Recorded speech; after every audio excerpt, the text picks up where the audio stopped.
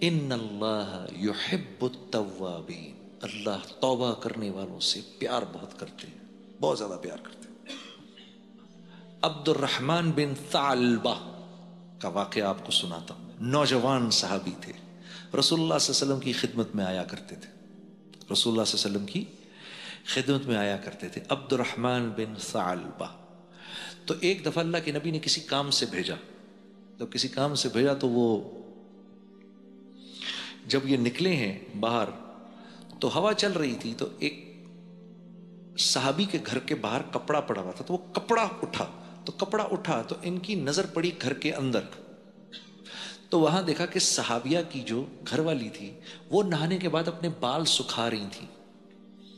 تو ایک سیکنڈ کے لیے ٹکٹکی بن گئی، ایک سیکنڈ کے لیے ایک دم خیال آیا یہ میں نے کیا کیا، اف، یہ خیال آتے ہی اپنا سر پکڑا اور بھاگ کے مدینے سے باہر جا کے پہاڑوں پہ چڑھ گئے۔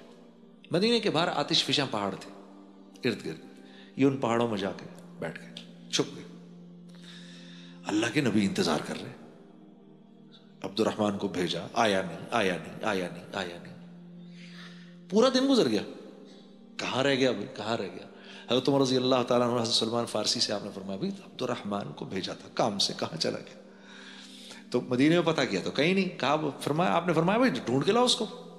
تو یہ حضرات باہر نکلے نا، ایک دن پورا ڈھونڈتے رہے، 2 دن ڈھونڈتے رہے، کو پتہ نہیں چلا۔ پھر ایک بکری چرانے والا مل گیا، اس نے کہا کہ یہ جی آپ یہاں ایک نوجوان ہے، میں اس کو سنتا ہوں، وہ رات کے وقت نکلتا ہے، کہ اسے غار میں بیٹھا ہوا ہے، وہ رات کے وقت نکلتا ہے اور دھاڑے مار مار کے روتا ہے اور اللہ سے معافیاں مانگ رہا ہوتا ہے، کہ شاید آپ اسی کو ڈھونڈ رہے ہیں۔ انہوں نے کہا ہاں بتاؤ تو صحیح وہ ہے کدھر؟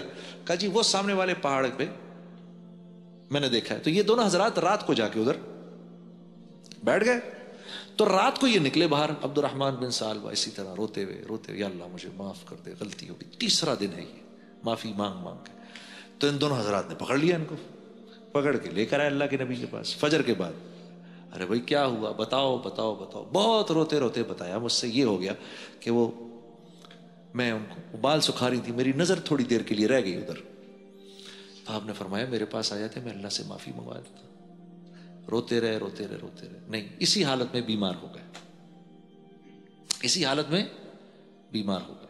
بیمار ہو کے اللہ کے نبی عیادت کو گئے۔ اللہ نے جبرائیل کو بھیجا، کہا عبد الرحمن سے یہ کہو، عبد الرحمن کو یہ کہو کہ اللہ رب العزت نے اس کے نامہ اعمال میں دنیا میں جتنے ریت کے ذرے ہیں اتنی نیکیاں لکھ دیں، اس سے کہو اب راضی ہو جائے، اسے کہو اب راضی ہو جائے، اب ٹھیک ہو جائے۔ جب عبد الرحمن بن ثعلبہ نے یہ بات سنی تو یہ بات سن کے اتنے زور کی چیخ ماری کہ ان کی روح نکل گئی۔ ہاں، تو اتنا کریم ہے اللہ، ہاں، جتنے ریت کے ذرے وہ لکھ دی۔ میرے بندے سے کہو چلو غلطی ہوئی، معاف کیا، غلطی ہوگی، غلطی ہونا انسان ہونا، غلطی ہونا اور غلطی ہونا یہ ہمارے اس بات کی نشانی ہے کہ ہم انسان ہیں۔ اس پر معافی مانگنا یہ بندگی کی بنیاد ہے کہ اللہ پاک فرشتوں سے کہتے ہیں اس کو پتا ہے یہ مجھے رب جانتا ہے، اس کو پتا ہے یہ مجھے رب جانتا ہے۔ حضرت شبلی رحم اللہ حالت کشف میں بیٹھے ہوئے، یہ ہمارے یہ حضرت شبلی رحم اللہ نہیں ہے، یہ جو ہمارے دور کے یہ 400-500 سال پرانے کی حضرت شبلی رحم اللہ تھے، جو حضرت عبداللہ اندلسی کے مجاز تھے، پرانے بزرگ کی بات کر رہا ہوں۔ تو حالت کشف میں بیٹھے ہوئے تو ان کو کشف ہوا اللہ کی طرف سے کہ اے شبلی اگر تیرے عیب لوگوں پر کھول دوں تو دنیا میں ایک انسان ایسا نہ ہو جو تیرے سلام کا جواب دے۔ تو حضرت شبلی نے عرض کی اے اللہ اگر میں تیری رحمت کی وسعت لوگوں پر کھول دوں تو دنیا میں ایک آدمی بھی تجھے سجدہ کرنے والا نہ رہے۔ تو اللہ رب العزت نے فرمایا شبلی تو ہمارے راز کو راز رکھ، ہم تیرے راز کو راز رکھتے ہیں۔ ہاں، اللہ کی رحمت اتنی وسیع ہے، ہاں، رحم ہی رحم ہے بندوں کے لیے، رحم ہی رحم ہے۔